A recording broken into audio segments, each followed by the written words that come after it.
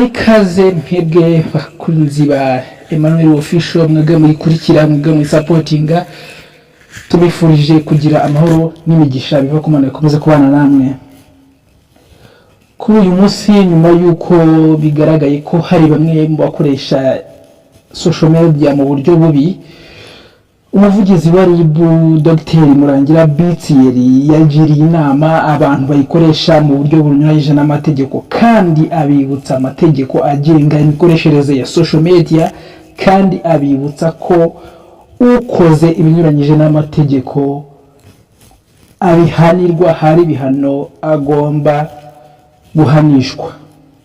Ubundi ntabwo wari ukwiriye kujya mu kibuga ngo ujye gukinira mu kibuga utazi amategeko agenga cya kibuga. Ibyo byo kuvuga ngo witwa ngo social media influencer, ubundi nta nubwo wagombye kwitwa influencer utazi amategeko agenga ikibuga ukiniramo, ariko byose ni urwitwazo barabizi. Usibye no kuvuga ngo ntuzi amategeko, buri muntu wese burya agira umutima nama wacu utwigisha ko ni nawo umucamanza mukuru, utwigisha ko kizira gutangaza ibihuha, kizira gutukana mu ruhame, kizira gukwirakwiza ibikorwa by'urukozasoni. Sinzi rero ko hari umuntu ushobora kuvuga ngo ntabyazi. Niba atabizi yitwa ngo ni influencer, nasubira inyuma banze ajye kwiga amategeko agaruke yayamenye, kuko itegeko ntabwo rizavuga ngo ntubizi, rizaguhana. Kandi ntabwo bigomba kuba urwitwazo. Imbuga nkoranyambaga zagombye gukoreshwa tuzibyaza umusaruro, ariko mu buryo bwubaha amategeko. Ntabwo imbuga nkoranyambaga zigomba kuba ibikoresho byo gukora ibyaha. Ntabwo imbuga nkoranyambaga zigomba gukoreshwa abantu bibasira abandi, abantu bakwirakwiza ingengabitekerezo ya jenoside, abantu bahamagarira bamwe kwanga abandi. Ntabwo imbuga nkoranyambaga zigomba gukoreshwa mu kwirakweza ibihuha, gukwirakwiza ibikorwa by'urukozasoni. Ubu muri no minsi hari ibintu byihangishijwe aho abantu bagenda bakifata amafoto bambaye ubusa bari mu bikorwa by'amafoto by'urukozasoni, ugasanga bayakwirakwije hanze. Ikibazo si ukuyakwirakwiza, ikibazo aho bihera abanyira bayazana niba bandi bayafatwa bemera ko bayafatwa. Aho ngaho ni ikibazo gikomeye abantu bagomba kwitaho. Ni ukuvuga ngo ibyo udashobora gukorera mu ruhame ntabwo ugomba kubikorera kuri social media. Ni ukuvuga ngo ni ubuzima twabagamo muri iyi si ifatika bwimukiye muri iyi si ya cyber space ya social media, ariko ntabwo bivuga ngo indangagaciro tuzisige muri iyi si turimo, ngo nitujya ku mbuga nkoranyambaga twitwara ukundi kuntu. Ntabwo social media ari igomba gukoreshwa aho abantu usanga muri no minsi bajyaho bakakora ibikorwa bisenya umuryango. Baravuga ngo mu bikorwa bita ngo byo kuruhura umutima, aho agenda akavuga amabanga ariko mu by'ukuri ugasanga aravuga ibintu ubuzima bwite bw'abantu, we ubwe, urugo rwe, umuryango we, ugasanga bira n'ibikorwa ubona bisenya umuryango, bikurura amakimbirane mu ngo. Abantu ntibagira ibanga. Ese buriya kuri social media bumva ko ari hehe, bumva ko ari babwira abandi kuvuga ngo araruhura umutima abwira nde umwumva rubanda. Buri unakurikiye commentaires ziba hariya hasi ku muntu wavuze wakoze ibyo biganiro, akenshi nizo kumusenya. Bavuga ati abantu ntibakigira ibanga. Ntabwo ugomba kugira ngo uvuge ibintu tekereza uragiye uvuza ibintu ukuntu ngo wari indaya, ukuntu wishyurwaga amafaranga, hanyuma umwana wa mu gitondo ajye ku ishuri. Urumva ingaruka ibimubaho mu mitekerereze y'uwo mwana. Bagenzi be baramuteregana, dore wa mwana nyina yari indaya, dore wa mwana se yari umusinzi, dore wa mwana, ibintu nk'ibyo. Hariho ubuzima bwite buba butagomba kuvugirwa mu ruhame. Sinzi ko nk'uko udashobora kujya kubivugira mu isoko, kuki ujya kuri social media. Ariko ikintu cyagaragayemo ni aba ba nyiri YouTube channel batanga izo platform. Hariho n'abahimba inkuru bakabaha amafaranga, bagahimba inkuru, ibyo turabizi, bagahimba inkuru kugira ngo za views zize.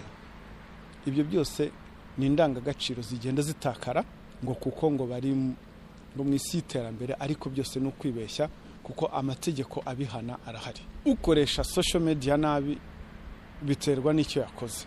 Niba ari ugutangaza ibihuha, itegeko rihari ribihana rirahari.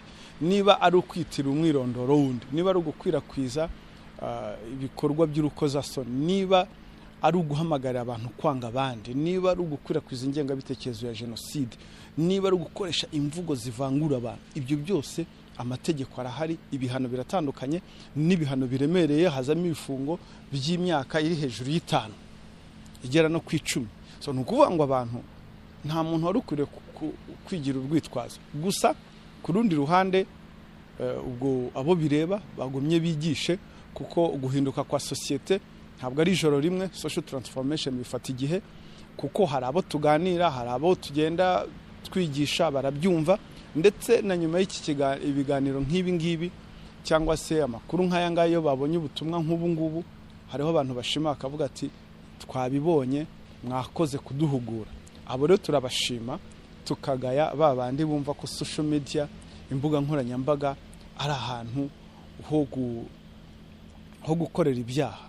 Ubu ngubu social media zirakoreshwa n'abantu b'ingeri zose, abaturage batanga ibitekerezo byabo, n'abanyamakuru b'abanyamwuga bazikoresha bunyamwuga.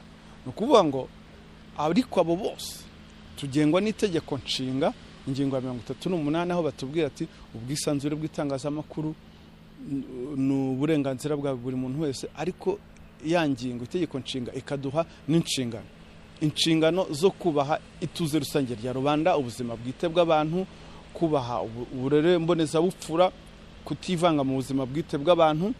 Ntabwo social media igomba gukoreshwa yibasira abana, ahubwo muri bwa bwisanzure dukore bwa bwisanzure turinda abana. Ngira ngo rero itegeko nshinga riri clear, ritanga uburenganzira, ku rundi ruhande ariko rigatenga n'inshingano. Ikindi nasaba ba social media influencer cyangwa se abakoresha imbuga nkoranyambaga bose, bibuke ko bafite inshingano kuri rubanda. Inshingano kuri rubanda rw'ibyo babaha, bibaha ibintu bibasenya, bibaha ibintu bitabubaka.